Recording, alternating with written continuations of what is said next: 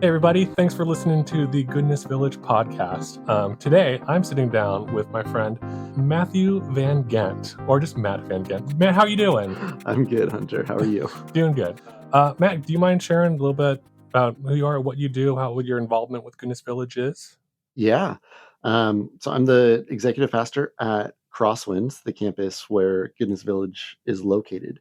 And I've been involved with Goodness Village from pretty early on. It was during the pandemic. We were working remotely, so I was enjoying my backyard office. I still remember the phone call I had where somebody from Crosswinds asked if I was interested in being the project manager for this thing called Goodness Village, and I had heard about it up at that point and had an idea of what it was going to be. And the way it was pitched to me was, "Hey, this will be super low key. It'll be like pulling some plans here and there, and then we'll be off and running and good to go." And so I was like, "Pulling some plans, yeah." I could do that. We're in the middle of the pandemic. I've got a little extra space in my schedule. This sounds like fun. It was fun, but it was not low key.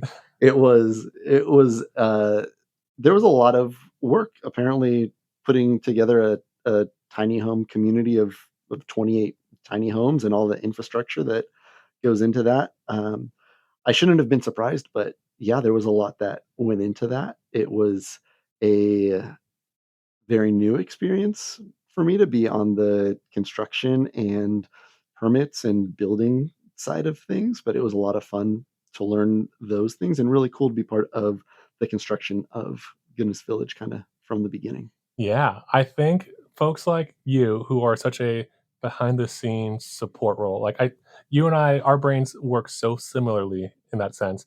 And so I feel like you don't get the credit that you deserve in so many instances, but in the world of Goodness Village, all the work that you put into it before there was a village was monumental. So from permits to talking with the city and the airport next door. And I cannot imagine how much work that was as you're articulating. So on behalf of all of Goodness Village, thank you, Matt. That's huge. It really was my pleasure, and now I get the benefit of being able to. I work on the same campus, and so I get to Right. walk through the village, and I get to see what all of that work came to, and getting to know the neighbors and seeing the lives that have been impacted by it has been really cool and really worthwhile. Yeah. From having the Friesman Dairy property be pretty it's there's still a lot of acreage and it's still pretty sparse, but the corner that Goodness Village exists on 3 years ago was just a couple, like, old farmhand houses that, that our Crossman staff live in now, but just a lot of open land, and now from then to now, man, it's just such a contrast, Hmm. and correct me if I'm wrong, but one of the many hats that you wear, at least in the world of Crossman's Church, is kind of being the quote unquote landlord for the church staff that also dwell kind of within the village. Hmm. Um, do you have any insight or any experience seeing how our Crosswinds neighbors have interacted or kind of been part of Goodness Village just by the proximity of it? Yeah, that was there were a few big question marks before Guinness Village was launched and up and running, and one of those question marks was we're putting in all of these new tiny homes right in and really close to these houses that our staff live in and offices that our staff work in. I moved offices a year or so ago, but before that my office was right right in the middle of the tiny homes of Goodness Village. And so it was a big question mark, and we didn't want to our staff were already living in these houses. We didn't want it to be an expectation or a an additional requirement on them that they have any sort of uh, involvement with Goodness Village.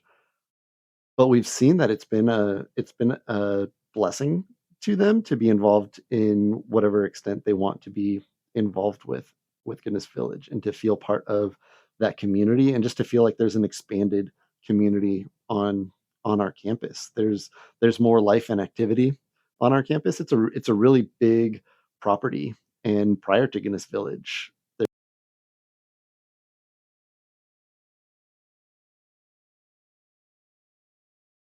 would be 15, 20 people working here during the day, during the week, but now we have so many more people on our campus. You get to rub shoulders with and bump into people all day long, and it's just really cool to have that extra life and activity Yeah, on campus. there's always something going on here on the property, whether it's a Crosswinds thing or a church thing, or a Crosswinds thing or a Goodness Village thing. Always something happening. And I mean, you mentioned the magic word of Goodness Village being community, right? So much of our program is built on community. Myself being employed by the church in past years, obviously community is a huge part of any church environment, but especially Crosswinds.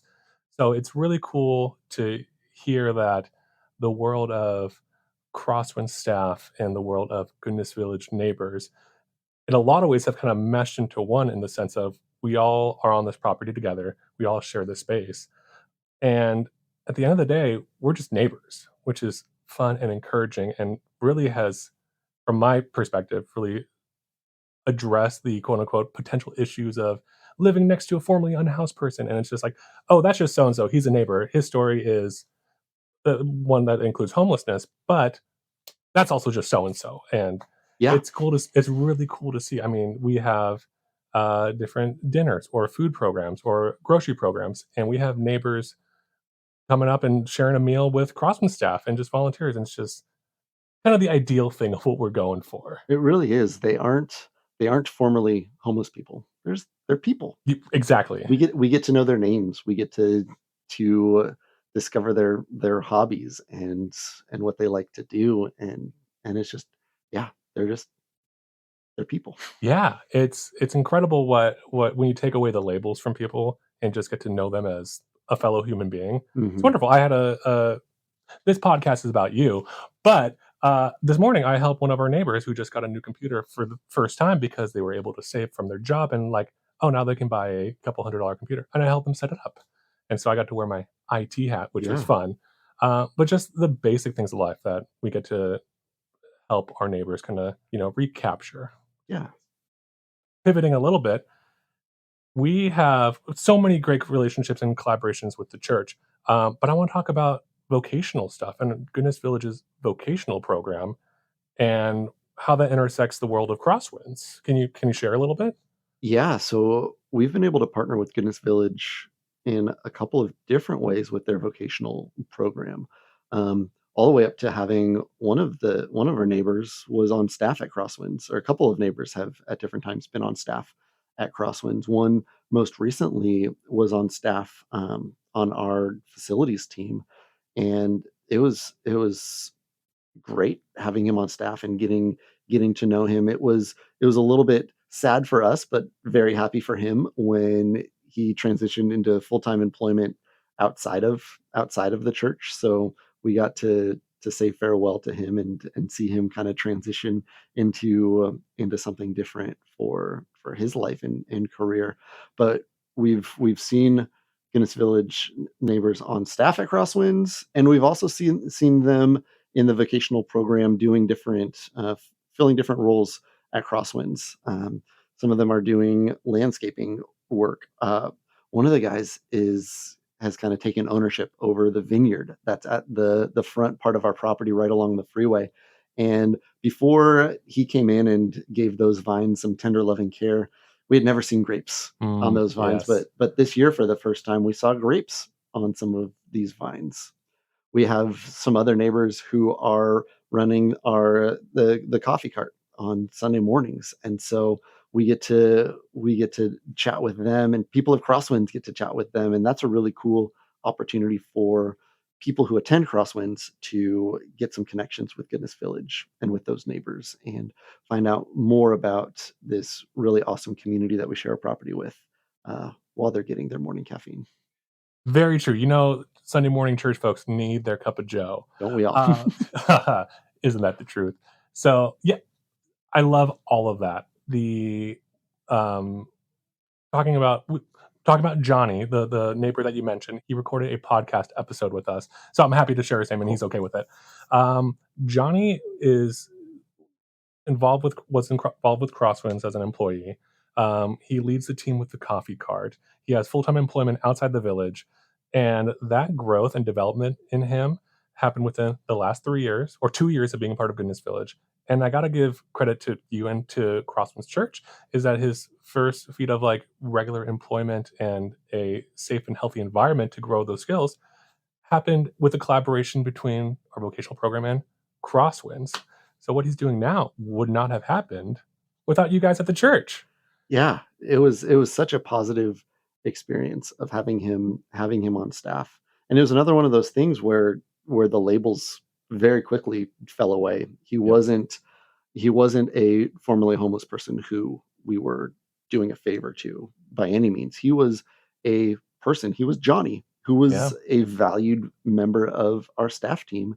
And it was sad to see him go, but knowing that he was going into something that was going to be full-time employment for him and to see him growing and developing in that was really cool and encouraging. And Yeah. I'm glad that he's still doing the coffee cart, so I still get to see him on Sundays. I was gonna say plug in for the Goodness Cafe if anybody in here wants to figure out a low threshold, easy way of supporting the folks at Goodness Village. Come get a cup of coffee. They're what are the hours? Sundays from 9 to 11, give or take. Yeah. Homebrewed coffee, good stuff. This isn't about the cafe, but just we want to celebrate the things that we can celebrate when they Yeah. come up. And luckily, the village is full of a lot of those. But specifically, what our collaboration with Crossman's Church from the onset, from 2019, when you were pulling plans way back then to what it is now, and as we look forward to growing and expanding, what that looks like. It's just so cool to see what a small idea years ago can grow into what is now Goodness Village. Yeah. So, Matt, I don't want to take too much of your time. Thanks for sitting down. Thanks for joining the podcast. We end our podcast in a fun and silly way that we end all of our Goodness Village staff meetings with. It's basically a big old alligator clap. I know it's silly, but roll with me. I'll count 3, 2, 1. You stick your arms out nice and long and just big old clap like an alligator mouth. Ready? 3, 2, 1.